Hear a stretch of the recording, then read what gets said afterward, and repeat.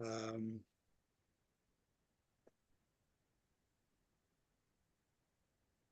Welcome. We're going to get started with the Daily Tanya for Thursday, the 4th of Elul, August 28th. And we are in the middle of Epistle 10, the 10th letter in the fourth section of the book Tanya, which are letters from the author to his followers. And today, it was really, yesterday we ended in the middle of a sentence, which was, if the Torah says, Jewish law, halacha says, you should not, you're not obligated, and you shouldn't give more than 20% of a double tithe. That's kind of the max. He says that is only referring, we said yesterday, if you have not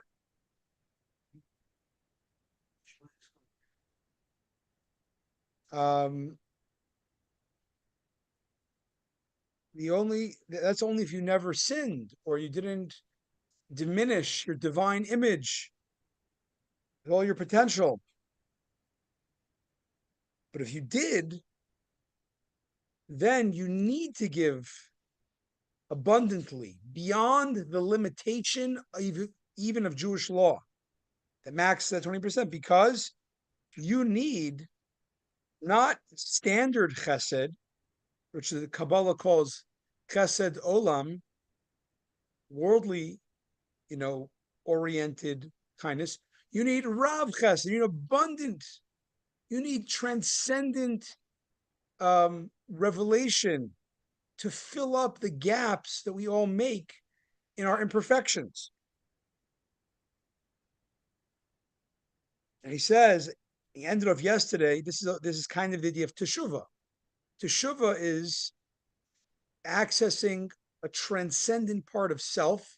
It's above the blemishes that we cause, and it brings in God's relationship with self that's transcendent. Essence of teshuvah, we know, is in the heart today, it says. For through the regret from the depth of the heart, one arouses the corresponding, the reciprocal supreme light. When you push yourself to that break outside your boundaries, you cause a light that's beyond the boundaries of the world to come back at you. And that's a heart thing. That's an attitude thing. But in order to call forth this light, that it will radiate in the higher and lower worlds, because our effect is both in the personal and in the world and in the cosmos. When you reach your potential, you're bringing goodness to all the worlds. When you don't reach the potential, there's a lack. So even though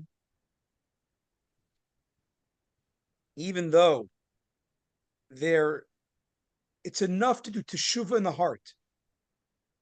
It's saying, we learned in Igeras HaTeshuvah in the third section, that the basic idea of teshuvah is simply, I messed up, I deviated from my true self, which is an ambassador of God. I'm not going to do that anymore.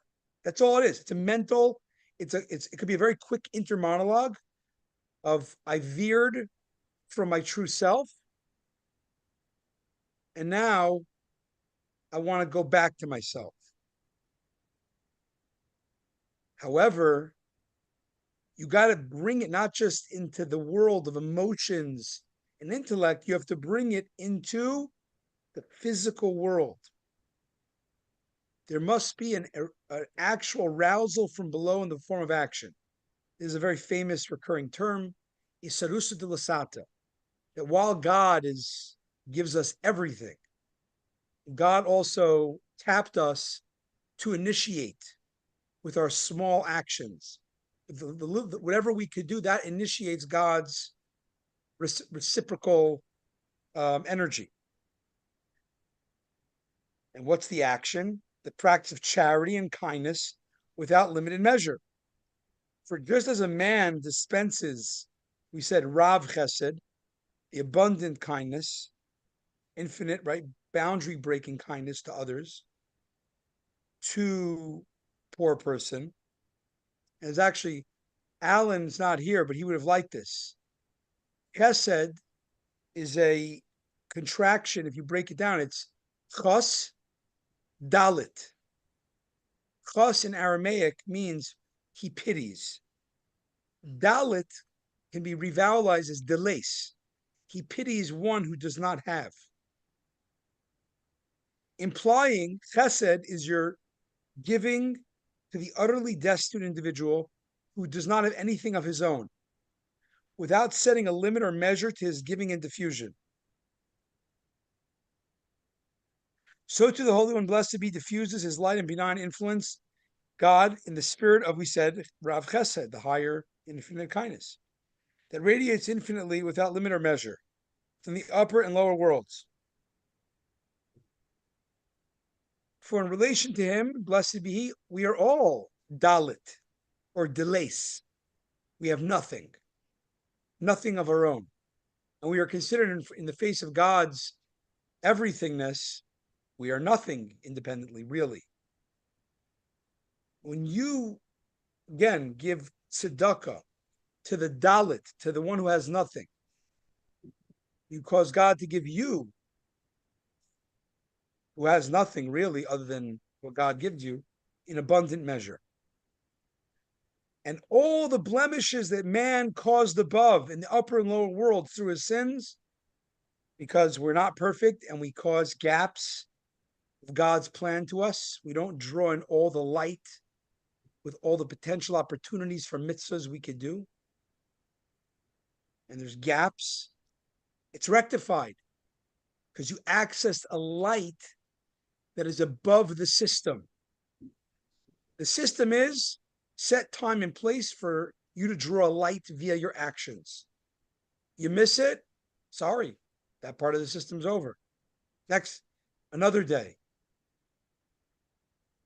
another arena.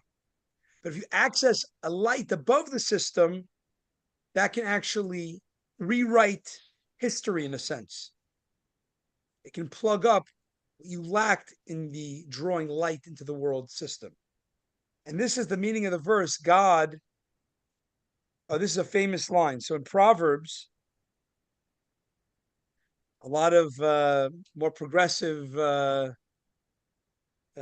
Jews, they like to say this verse a lot, that God prefers tzedakah and justice over offerings, right? Kind of like a big part of being Jewish in the temple era was sacrifices. And the prophet in Proverbs, the King Solomon says, God prefers tzedakah over that. It's not exclusive, by the way. Sacrifices have their thing, and tzedakah has its thing. But the King Solomon does say that in a way, tzedakah is greater than one of the biggest parts of Jewish life in the temple era, which was sacrifices. Huge mystical thing they did so much of every day in the temple. And tzedakah is better than that. Why?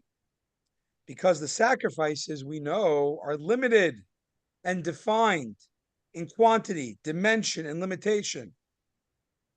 But charity, we just said, you can give standard and you can go beyond standard. You can give unlimited amount of charity. How When does you're all trying to this? rectify the gaps you made. Yeah, I'm sorry. Yeah, how does all this square with the basic concept that we're not supposed to be comparing mitzvahs and deciding which one's more important? Excellent question. You don't decide, but King Solomon can give you a glimpse. Okay. Meaning, I think what it said, I mean, the simple answer is that we don't make that choice, but there's no question the Talmud is full of um, explaining the uniqueness of each mitzvah. It doesn't mean if you do tzedakah, you no longer have to fast in Yom Kippur. That's not what it means, right? We're not saying it's better, therefore you're absolved from the lesser. We're saying in the sense of knowing a glimpse into the specialness of the full Jewish tool belt. Right? I mean, throughout the Talmud, it says Torah is greater than all the mitzvahs. And then it says tzedakah is greater than all the mitzvahs. Shabbos is greater than all the mitzvahs. So what does that mean? That seems to be contradictory. It means in a certain arena, in a certain energy, it has a unique specialness, right? So tzedakah, in this sense, that you're able to access the unlimitedness of God, that is a greater advantage that charity has over the huge part of Judaism called the karbonis, the sacrifices. Make sense? Mhm. And if you want more, you should look up the commentaries in chapter 2 of Pirkei Avot, where it says that do not, it should be in your eyes a small mitzvah like a big mitzvah. And back to Jewish law, because Hasidus is not at odds with Jewish law. Here, the Alter Rebbe is advocating give charity way more than 20%. But it says in Jewish law, Al Yevazviz Yesem Mechemish. Don't squander your money for charity more than 20%. So what is it? Right? Is Hasidus this new Judaism? Absolutely not. The Alter Rebbe's name was Schneer, right? Schneer. And in the meaning of the name Schneer, it can mean Shnei Or, two lights. He was a master of the light of the mysticism, Tanya, Chassidus. He was a master of the light of the revealed parts of Torah, of Talmud, and he revised a later edition of Shulchan Aruch. So he's never going to be at odds. But what do you do? There's a contradiction. So he says, when the Torah tells you, when the Jewish law says don't give more than 20%, that's again, if you've never sinned, or you've never missed opportunities, or you've rectified your sins by means of fasts. Fasts, we spoke about earlier, is a way they rectified some of the blemishes on the soul. But as for the 99.9999, 100% of people that do have a blemish in the soul because of a sin, and you need to remedy your soul, this is a very important word, page 80. The healing of the soul. So in a sense, you're a sick person. If you have any point in your life, you missed a mitzvah or you did something not okay, big or small, then you, in a way, are spiritually ill, right? Because your soul, the blood needs to flow through all the arteries and the veins. When your soul missed opportunities to mitzvahs, it's not pumping spirituality through your through you properly. There's a lacking. You're spiritually, ill, like all of us. So he says, then the healing of the soul should be no less a priority than the healing of the body. You know what I'm saying? Yeah, I mean, but since, as you Where say, money does not, where money doesn't count. yeah, I mean, the As the bottom line scripture is says, that, yeah. whatever a man has, he will give on behalf of his soul to heal himself. Okay, that ends today's Tanya.